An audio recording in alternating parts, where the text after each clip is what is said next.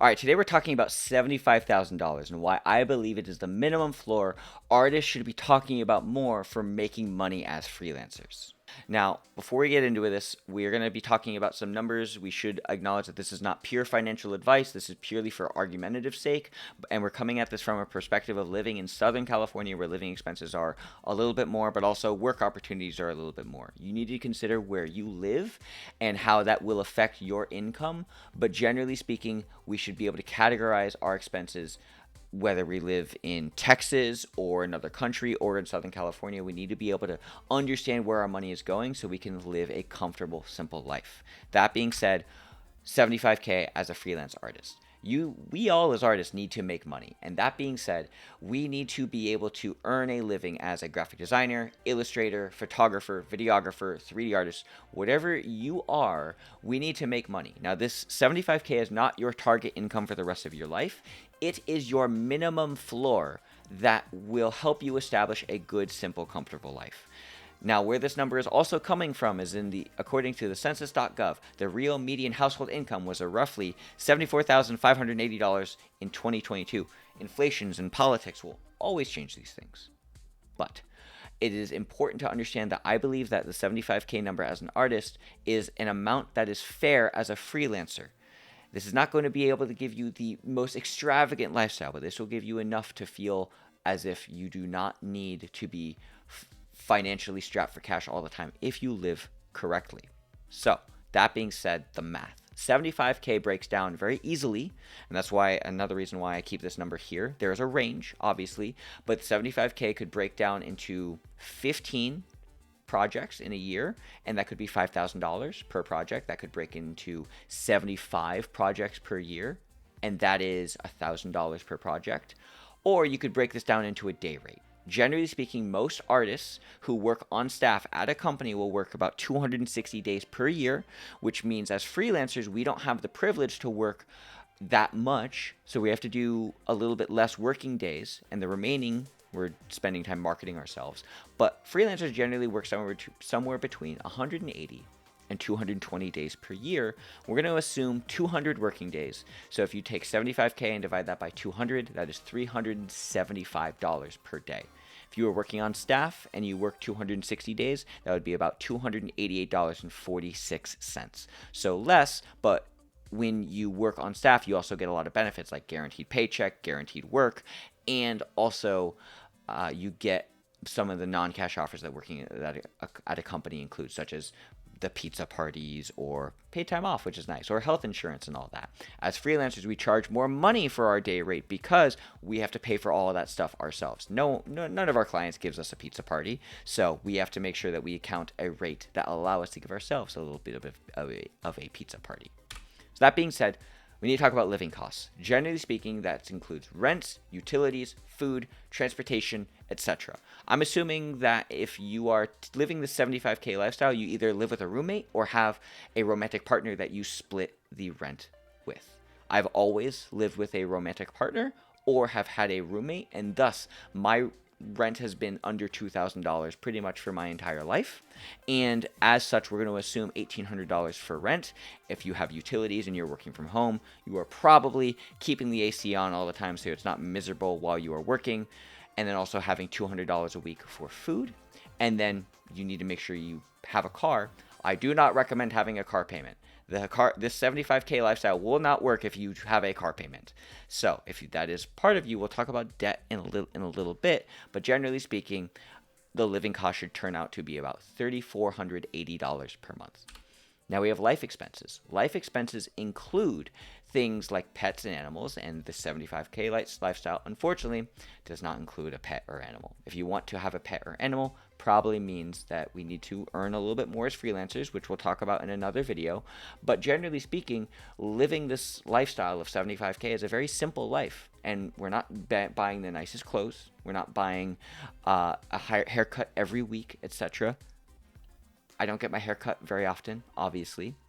So Personal care costs for me are generally low. And the biggest life expense that we have as freelancers is taxes. Now, taxes is a very wild thing. Again, this is not tax advice. This is not financial advice, more providing context to my argument. But in the book Profit First by Mike Michalowicz, as a small business, allocating 15 to 20% of our income, of our revenue as freelancers, is a good number for setting aside money for taxes. Obviously, these numbers change depending on your own tax situation, so we just need something for argument. So we're going to say about 20%, which is $15,000 per year if you make 75K, and that means that you're spending $1,250 per month on taxes. You should also have some sort of safety net, so I'm just going to set it at $120 per month. That's for like uh-ohs and stuff. Lifestyle joy. Being a freelancer means that we need to be able to enjoy life beyond just working. So we should have some money for entertainment. The way I live a simple life is I typically allocate one major entertaining thing per month. That's either watching a TV series like Mythic Quest or Andor or The Last of Us Part 2 or playing World of Warcraft. And I pick one of those per month and I stick with it. This also includes Spotify for me because I love my music and I will always be listening to music pretty much daily. And then beyond entertainment for ourselves, we need to be able to entertain with our friends, entertain with the people who are important in our life. So that includes gifts, going out with friends, etc. That could be $193 per month. And then obviously we should spend some money saving for big things like travel, guilt-free spending, vacation, etc. So that's about $453 per month. Freelancing expenses. That's a big thing that not a lot of people think about. And as of July 2025, when recording this, Adobe, unfortunately, has increased their subscription price, and Maxon One is very expensive. If you use other free software, we're going to talk about it, such as Blender, oh no, or DaVinci Resolve. Oh yay, I use these things on top of having an Adobe subscription and a Maxon subscription for my freelance clients. So software can be free or expensive depending on the type of work that you do, so that's something to consider. You also need to be able to market yourself. That includes your website, your portfolio, maybe some sort of way to post content to Instagram without having to mindlessly scroll, etc. You also need to be able to send work to your clients, so you must have some sort of cloud service or web hosting platform. And then as freelancers, it is really important for us to be able to handle our books without having to hire an accountant because they can be very expensive. It's important to have an accountant here and there on occasion, but permanently it can be very expensive, especially for the 75K lifestyle. So some sort of personal accounting software to do most of the heavy lifting for you, such as QuickBooks, Solopreneur, Self-Employed, Found, online banking such as Bluevine or TurboTax will help. And these are all monthly expenses. And then depending on the state that you live in, if you live in California, for example, there's an $800 state tax to have an LLC. So that is something to consider if you live in a state that requires you to pay tax for running a small business. So freelance expenses, the minimum floor could be about $500 per month. That being said, also with being a freelancer, we need to be able to pay for insurance. What if someone punches us in the face and we have to go to the hospital, or we fall, or God forbid something tragic happens and we get super sick? It is important to make sure that we are not financially crippled by a crazy medical expense. So setting aside some money for health insurance is important. These are not strict numbers. This will vary wildly. I typically don't have the best health insurance because I am also someone who eats very well. I lift pretty much every day, so I don't have the best health insurance plan, but you may be someone that needs an amazing insurance plan. So this number could range wildly. On top of that, dental insurance is very important, so make sure you take care of your teeth, and I do allocate some money for a better dental insurance plan. About $470 per month. Now, if you are not a videographer or photographer, you don't need to have business insurance as much for like things getting stolen. It's typically a good idea, but this 75K lifestyle I am mentioning is the bare minimum. Ideally, we will make more so that we can afford business insurance. It's important to have business insurance, but we're going to keep it out of this discussion for the sake of argument. The number one thing that will make it absolutely impossible for you to be a freelancer and live comfortably when you're making 75K is to have debt. If you have any debt, you need to get out of that as soon as humanly possible. Debt could come from either student loans, credit cards, personal loans, car loans, whatever it is. And if you have a staff job, it is important to use that stable income to pay off your debt as soon as possible.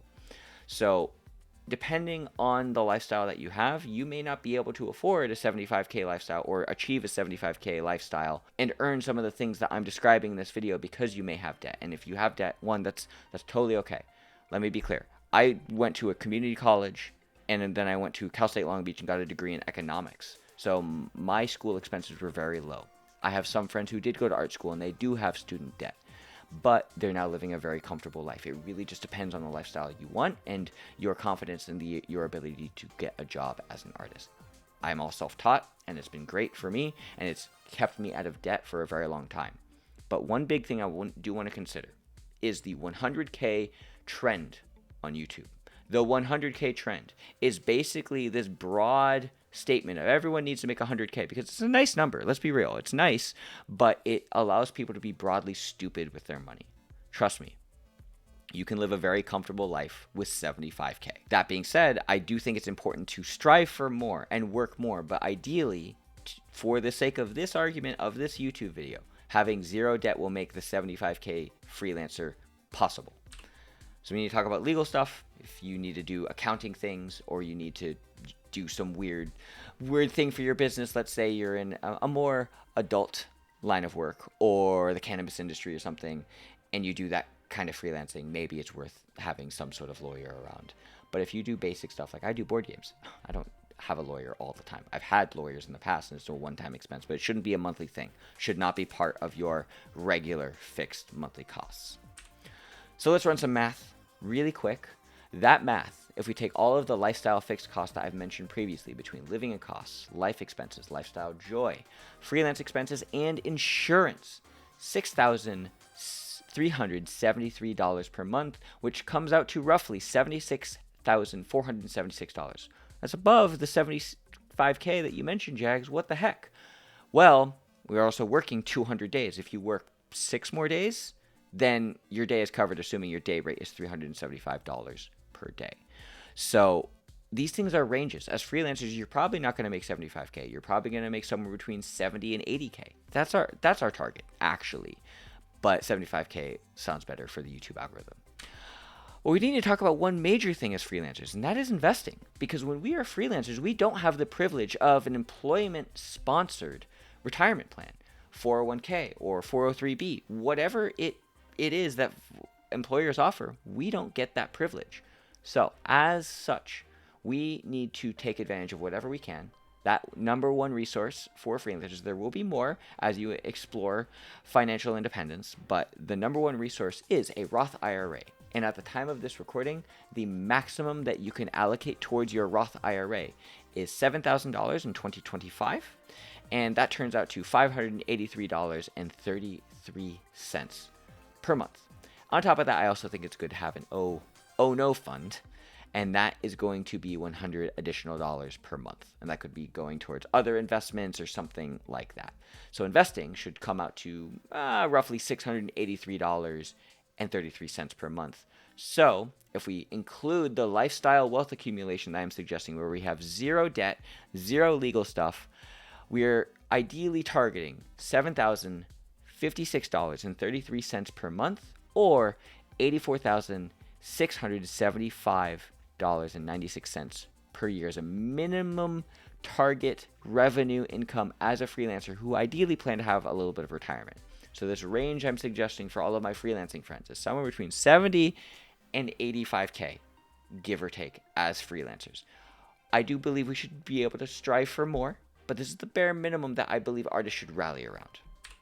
So the money stuff turns into, let's go back to that 75K mark, roughly 15 projects per year at $5,000. This could also turn into working 200 days at $375 per day, or 75 projects at $1,000. And let's be real, over 200 days, you could probably get done with 75 awesome projects. Now, again, 75 is not your target income for the rest of your life. It should be the minimum floor that we rally behind. And that brings me to a very important topic. And that important topic is our burn rate. And whenever I talk to almost any of my freelance friends, they do not know their burn rate.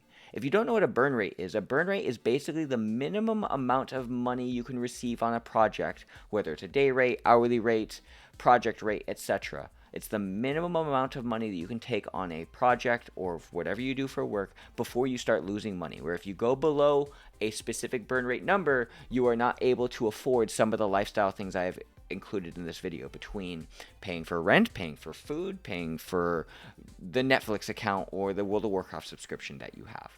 So what is your burn rate? I think you should calculate it, but if you really don't want to, I'm just going to be that guy on YouTube that says I think most artists should just charge $375 per day at a minimum baseline. And it's not great to target this amount of money all the time, because sure, clients might end up paying more money. But if you know your burn rate and someone offers you something a little bit lower than a target rate that you want, then you at least have a decent amount of margin in there to make something awesome still. And what I mean by that is, and I'll publicly say this, and I've shared this in the past, my day rate when I do work with clients, if they bring me on for a day rate, is $800 a day or $100 an hour.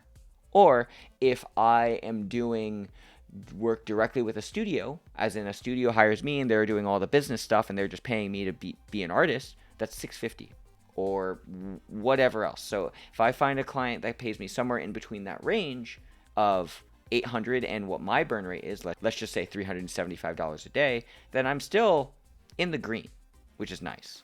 And I do believe that all artists should calculate their burn rate. And if you don't know your actual burn rate, let's just try $375 per day and see where that takes you. Now, before I do go any further, I do want to mention one thing. And if you are an artist just getting started and $375 does sound like a lot and you don't have a lot of street cred, so to speak, then maybe charging a little bit less will help you get more work, because the number one reward for good work is going to be more work. And if you can put out good work in the world, then eventually you can get to that $375 per day.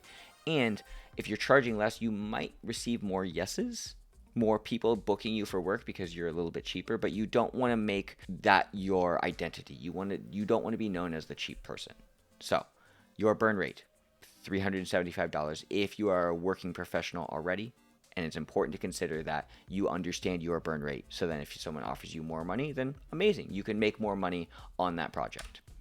Now, I kept mentioning a simple life earlier.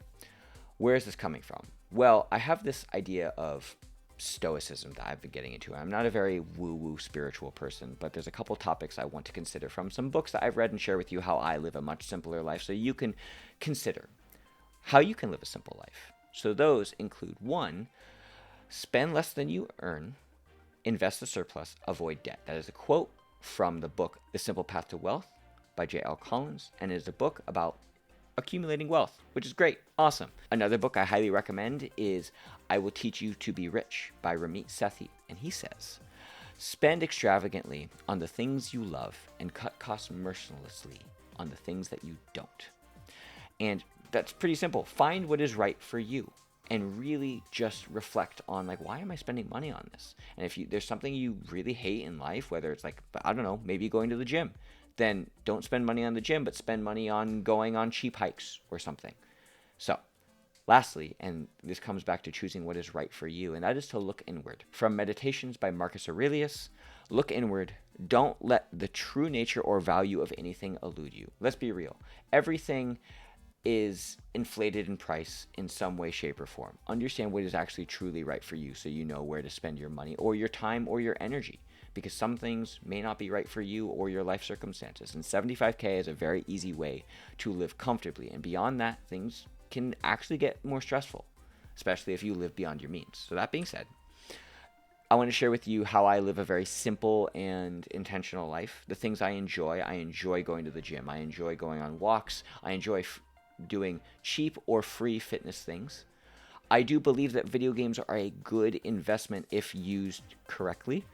I used to be the kind of person that would play way too many video games, but if you use them strategically, it's a very easy way to save money, because you spend $60 a month, let's say, on a game, versus, let's say, you get a $15 cocktail every couple times a week. That's $60 a week. On top of that, I do believe spending time with friends outside of your home in cheap or free settings is very important. So, not like Disneyland, but like small parks, going to each other's friend's house, doing shared TV experiences. Maybe one friend has the Disney Plus, one friend has the Netflix account. So then you know how to save money, but then we're all spending time together in cheap or free scenarios.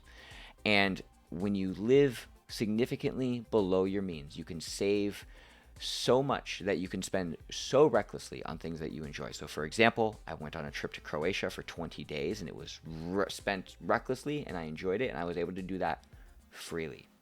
Or I can go to Napa Valley or buy an iPad and not have it be financially crippling.